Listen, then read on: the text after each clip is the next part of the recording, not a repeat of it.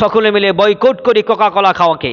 আমার মুসলমানের তাওহিদি জনতার রক্ত দিয়ে তারা আজকে কোকা কোলা, তারা আজকে স্প্রাইট, তারা আজকে যতগুলো কোম্পানি আছে কোম্পানিগুলো তারা আজকে খুলে আজকে মুসলমানের রক্ত দিয়ে এইগুলো মুসলমানের কাছে বিক্রি করে, আবার এই টাকা দিয়ে মানুষকে ব্ল্যাক ম্যাজিক করা হচ্ছে। কোরআনুল কারীমের তেলাওয়াতের মাধ্যমে মানুষকে জাদুটোনা করা হচ্ছে।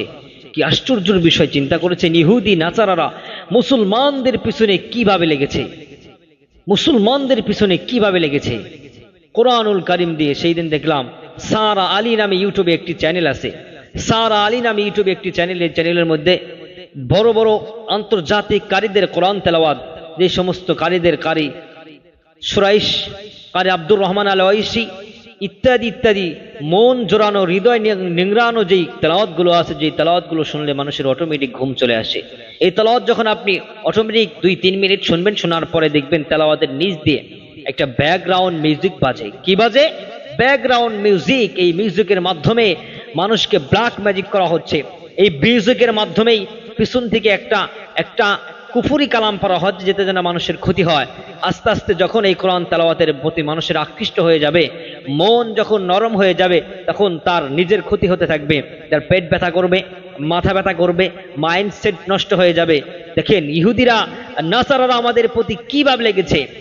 তেনারা কিন্তু আমার ভাইয়ের রক্ত দিয়ে, আমার বোনের রক্ত দিয়ে, আমার মায়ের রক্ত দিয়ে, আমার মুসলমানের তাওহিদি জনতার রক্ত দিয়ে তারা আজকে কোকা কোলা, তারা আজকে স্প্রাইট, তারা আজকে যতগুলো কোম্পানি আছে এই কোম্পানিগুলো তারা আজকে খুলে আজকে মুসলমানের রক্ত দিয়ে এইগুলো মুসলমানের কাছে বিক্রি করে, আবার এই টাকা দিয়েই তারা আমার মুসলমান ছোট ছোট শিশু বাচ্চাদের উপরে অত্যাচার চালে তাদেরকে পৃথিবীর থেকে শাহাদাতের বর্ণমালা গলায় ঝুলিয়ে দেয়।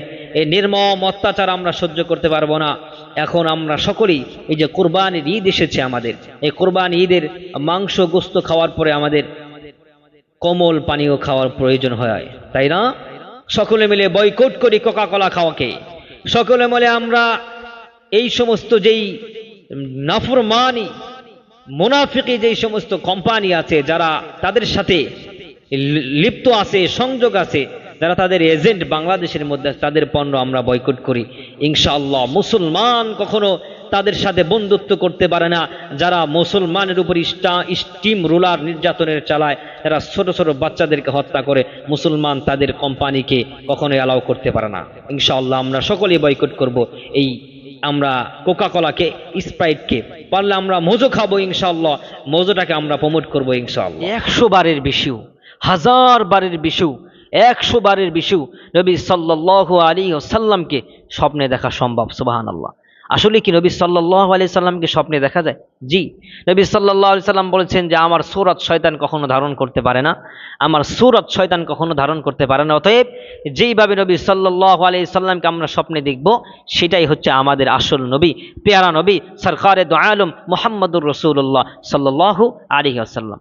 রাসূল কারীম সাল্লাল্লাহু আলাইহি সাল্লাম বলেছেন, যেই ব্যক্তি ঈমানের সহিত আমাকে একবার দিদার পাবে, আমাকে দেখবে, আমি আল্লাহ পাক, আমি আল্লাহ রসুল সাল্লাল্লাহু আলাইহি সাল্লামের, আমি মুহাম্মদ সাল্লাল্লাহু আলাইহি সাল্লামের দায়িত্ব হলো তাকে সুপারিশ করে জান্নাতে নিয়ে যাওয়া। সুবহানাল্লাহ। প্রিয় ভাইরা আমার, এই আমলটি, এই ইবাদতটি আমরা করতে রাজি আছি তো ইনশাআল্লাহ? নবী সাল্লাল্লাহু আলাইহি সাল্লামের দিদার পাওয়ার জন্য এই যে জিলহজ মাসে মানুষ মক্কাতুল মুকাররমায় লক্ষ লক্ষ টাকা খরচ করে যাচ্ছে, মদিনাতুল মুনাওয়ারায় গিয়ে সালাম দেয়, আসসালাতু আসসালামু আলাইকা ইয়া রাসূলুল্লাহ, আসসালাতু আসসালামু আলাইকা ইয়া হাবিবাল্লাহ। প্রিয় ভাইরা আমার যদি সেই আমলটা ইখলাসের সাথে হয়, আমার যদি সেই আমলটা 100% সঠিক হয়, তাহলে কিন্তু আমার নবীর রওজায় যাইতে হবে না, নবীর রওজায় গিয়ে আমার সালাম দিতে হবে না। আমার নবী সরকারে দু আলম মুহাম্মদুর রাসূলুল্লাহ সাল্লাল্লাহু আলাইহি ওয়াসাল্লাম, পেয়ারা নবী, দুরজাহানের বাদশা সরকারে দু আলম, সেই নবী আমার সামনে এসে আমাকে সালাম দিয়ে আমার সামনে দাঁড়িয়ে বলবে, এ শোয়েবুর রহমান হামিদি, তোমার জন্য আমি মুহাম্মদুর রাসূলুল্লাহ সাল্লাল্লাহু আলাইহি ওয়াসাল্লাম তোমার প্রেমে মাতারা হয়ে আমি তোমার সামনে দিদার দিয়ে দিলাম, আমি তোমার সামনে ওপেন হয়ে গেলাম। সুবহানাল্লাহ। প্রিয় ভাইরা আমার, নবী সাল্লাল্লাহু আলাইহি সাল্লাম বলেছেন, ফুকাহায়ে কেরাম এটাকে রিসার্চ করে দিয়েছেন, যে ব্যক্তি শুক্রবার আসরের নামাজ পড়ে জামাতের সহিত আদায় করার পরে, অতএব এখানে 5 ওয়াক্ত নামাজ কন্টিনিউ আদায় করতে হবে, হালাল হারাম আমাদেরকে মানতে হবে। এই আমল করার পরে শুক্রবার আসরের নামাজের পরে যেই ব্যক্তি নামাজের মুসল্লায় দাঁড়িয়ে 80 বার দরুদ পড়বে। কোন দরুদ? সকলে আমার সাথে পড়ুন, আল্লাহুম্মা সাল্লি আলা সাইয়্যিদিনা মুহাম্মাদিন নাবিয়্যিল উম্মিয়্যি ওয়া আলিহি ওয়া সাল্লিম তাসলিমা। যেই ব্যক্তি বেশি বেশি এই দোয়া পড়বে, আল্লাহ পাক রব্বুল আলামিন ওই ব্যক্তিকে রাসূল সাল্লাল্লাহু আলাইহি ওয়াসাল্লামের দিদার নসিব করে দিবেন। সুবহানাল্লাহ। এই আমলটি আমরা বেশি বেশি করতে রাজি আছি তো? আল্লাহ পাক রব্বুল আলামিন আমাদেরকে এই আমল করার তৌফিক দান করুক। বেশি বেশি নবী সাল্লাল্লাহু আলাইহি সাল্লামের প্রেমে মাতোয়ারা হওয়ার তৌফিক দান করুক। কারণ নবী সাল্লাল্লাহু আলাইহি সাল্লামের প্রেমে মাতোয়ারা যখন আমি আর আপনি হয়ে যাব, তখন আল্লাহ পাক রব্বুল আলামিন নবীর দিদার দিয়ে দেবে। আর আল্লাহ রসুলের দিদার যখন পেয়ে যাব, জান্নাত আমার জন্য কনফার্ম হয়ে যাবে, জান্নাত আমার জন্য কনফার্ম হয়ে যাবে।